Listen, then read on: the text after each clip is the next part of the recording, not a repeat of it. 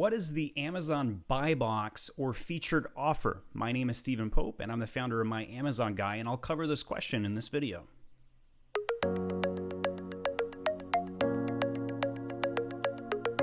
As a consumer, when you make a purchase on Amazon, you go to a product page like this, and in the top right section, so I'm just going to highlight on screen in the top right here, this section right here kind of comes in a box form, so to speak. That's why it's nicknamed the buy box. The reason it's called the buy box is because, as you can see, there's a buy button.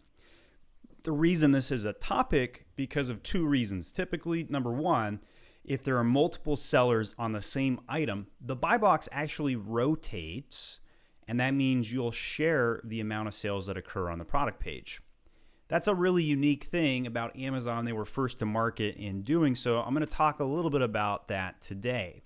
The second reason is because often if your metrics on the account go down too low, even if you are the only seller or if you're a new seller, you will lose your own buy box.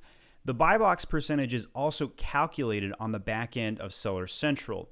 And we get questions all the time. Hey, I'm the only seller of my item. Why am I not at 100% buy box?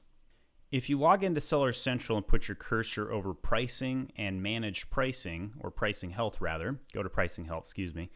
And if you're on here, you're going to see featured offer overview. And on this particular account, you can see 92% of the time we have won the buy box. There is one particular item that is not in the featured offer, and so it gives us a red little exclamation mark and take action. Scrolling down here, you can see that the featured offer price is at $13.88, but our price is at $13.99. So frequently, the fastest way to not win the buy box or lose it is to have a higher price than a competitor who is selling the item. So you can see here, one person is selling it at $13.88, and as you can see, this is a situation where the buy box would rotate. There are numerous sellers selling the same item. Most of the sellers are towing the line at $13.99. One guy who's got a single item left is at $13.88. If you're a brand owner watching this video, it does not benefit you to have multiple sellers. In fact, usually it's damaging to your brand. And that's because if you have multiple sellers, they all submit different data points, and it makes the listing less optimized. Here's a great case example of that. There's only 2 images listed here, and if one seller lists 5 or 6 images and the other sellers list 1 or 2, chances are the database on Amazon's side doesn't know who's got superior data. They don't know if the guy with 6 photos or the guy with 2 photos is the one to take. That's also why Amazon came out with the brand registry program to help with some of these data intricacies. Nonetheless, if you're a brand owner watching this video and you haven't gone direct to consumer yourself, it behooves you to do one of a couple things. Either hire an Amazon expert like My Amazon Guy, touting ourselves, who can guide you through some of these intricacies and will help you go direct to consumer, or it makes sense if you knock down the number of sellers who carry your product on Amazon to a controllable amount, usually around 3 to 4 partners. The larger your distribution network, the more likely that becomes a problem, especially if you've got IMAP issues. For those that don't know what IMAP is, that is the Internet Minimum Advertised Price. So let's say that the Internet Minimum Advertised Price was $13.99 on this listing. It's not. This one's IMAP's not followed on this listing.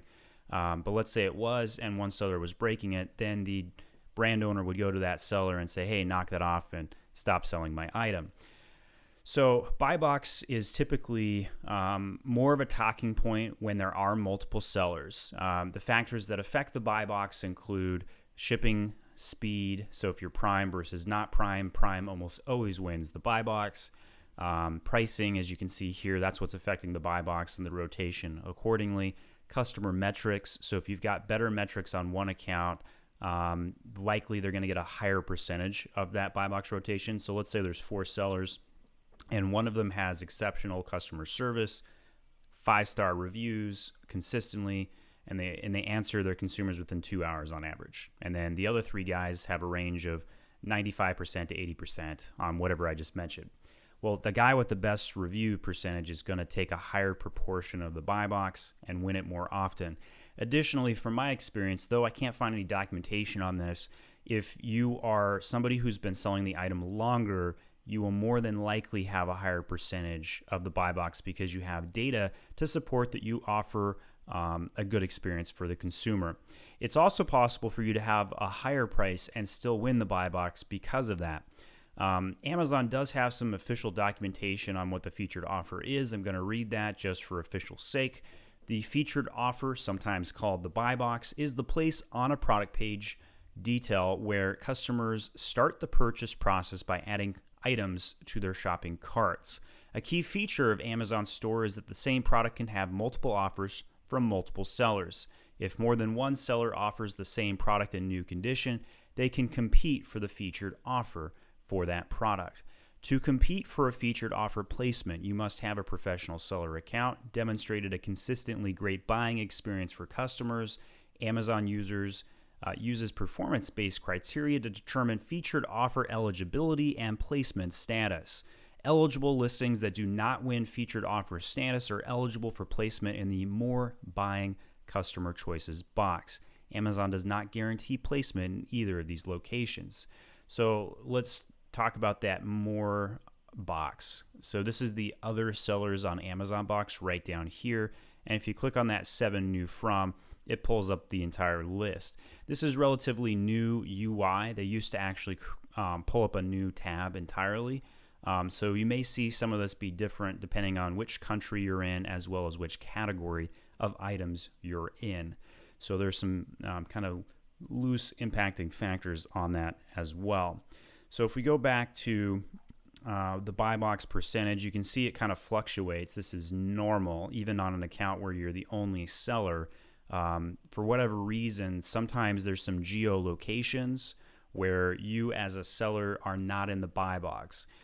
It's very hard to research or diagnose this. You could, have a 50 state VPN and kind of go one by one to see like where you're not winning your buy box. It's really not worth your time because you can't actually do anything about it. Buy box is an automatic algorithmic thing, and if you put in a ticket asking seller support for anything related to buy box, I pretty much guarantee they're going to send you a note back with a copy and paste job just explaining what factors into the buy box. But if you were to ask the actual experts or higher up management and at Amazon, the way that they would describe the buy box would not necessarily coincide with the actual functionality of the buy box. So you have a separation of powers issue. Amazon is a very complex ecosystem, and the left hand at Amazon really doesn't know what the right hand is doing. And that's kind of an interesting series of events that causes. But long story short, it's just a robotic thing that you have no control over, and it is not something you should lose sleep over, nor is it something you should focus on. Now, if you're in a situation where you have low metrics on your account, that is the one thing that you have in your control. Also pricing, that could have a control factor. There is one other area that can affect the buy box. If you were to have an item on Amazon at a higher price than, say, Walmart, Etsy, Wayfair, Amazon can match that item. They can do this match through UPC codes, through the images, or through the text of the item. Historically speaking, they used to only do it by UPC. We've seen them get more sophisticated in 2020. So if you've got the same main image on another platform, even if you loaded a different UPC to Walmart or Wayfair and you try to get clever and sophisticated, Amazon can still track that down and say, hey, you're selling an item on another marketplace for less money. We don't like that. We're going to take away your buy box. So we've seen that as well. So those are the reasons and how the buy box works. It's somewhat of a beginner topic, but often there's so much complication behind it that I do get questions even from experienced sellers. So if you're in that boat, don't feel bad at all. If you have any additional questions about the buy box, don't hesitate to leave on this video a question of any kind. I will answer it myself personally. If you would like to get help growing your sales on Amazon, check us out at myamazonguy.com. We can do everything to grow traffic to your listings and improve your conversion rates. Maybe you need some A+ content, hire us for a small project. You want us to run the entire account? We got you. We're a full service agency. Check us out at myamazonguy.com, and thanks for watching.